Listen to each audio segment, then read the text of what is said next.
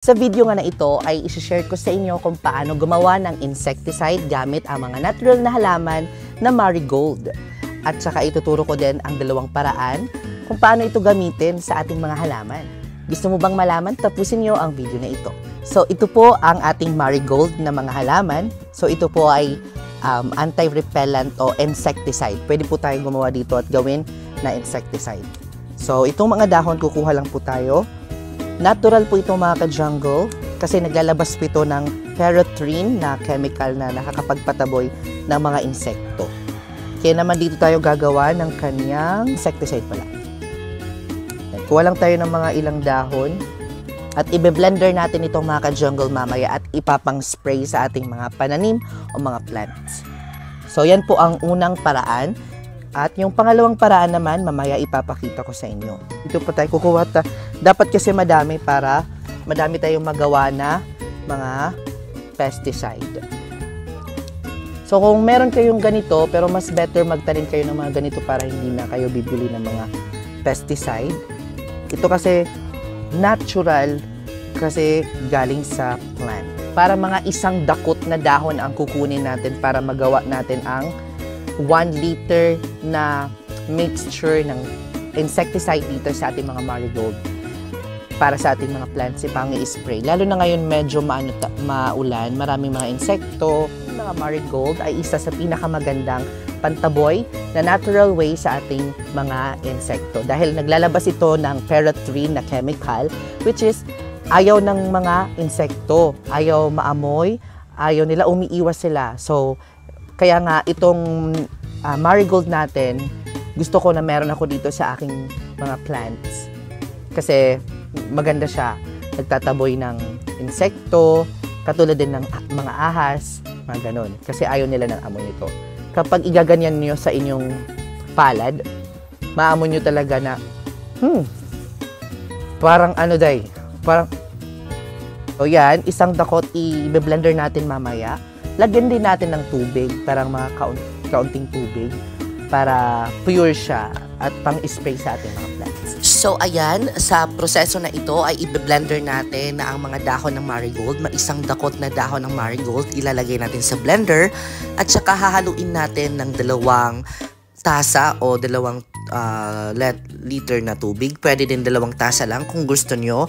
Kasi maliit lang naman yung mga plants ko, pwedeng ganyan. Ang prosesong ito mga ka-jungle ay napakaganda para mabahagi natin na maganda ang pag-i-spray sa ating mga halaman as our insecticide. Kasi nga itong proseso na ito parang halong tubig at saka marigold na i-spray natin ng mga dahon, yung mga ugat ng mga halaman, spray sa ating mga plants para lumayo ang ating mga insekto na pumapaligid sa mga plants. Hello everyone! So ayan, na-blender na natin ang ating mga marigold na mga dahon nito. At ito yung po yung tsura after 24 hours ay pwede na po natin pang-spray sa ating mga dahon ng mga plants. So hindi po natin i-delay kung i-spray lang natin. So yan, meron tayong sprayer dito.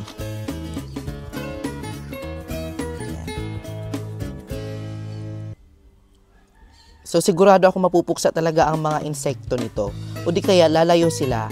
Kasi nga, yung amoy po nito sobrang matapang. Yan. So mag-i-spray po tayo mga ka-jungle at samahan nyo ko.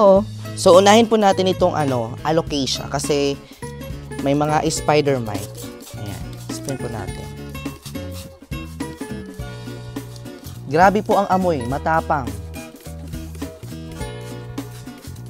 So, kaunti lamang po since matapang po siya, kaunting spray. Saka dito din po sa ating mga kalamansi, mas gusto nila na spray tayo. Para hindi po mamatay yung mga bunga ng ating mga kalamansi.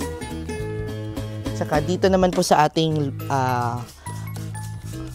American lemon. Spray tayo sa ating mga American lemon.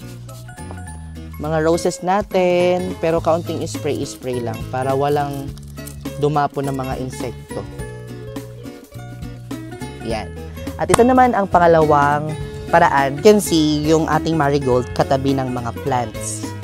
So, maganda yan sa gitna para walang pumupunta ng mga insekto. So itatabi mo siya sa mga halaman na prone sa mga insect. Katulad dito, ito, for example na lang ito.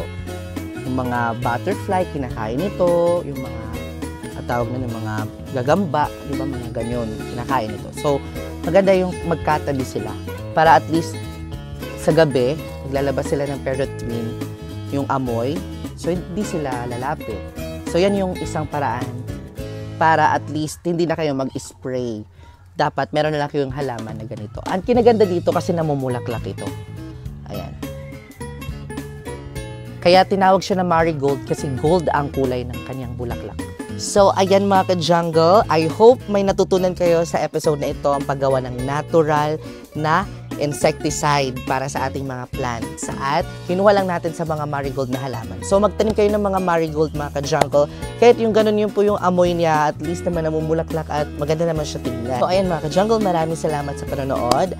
And please share this video para makita din ng mga ating kaplantito at plantita para may idea din sila kung paano gumawa ng natural pesticide. Maraming salamat sa panonood and I will see you next episode because more plant, less stress.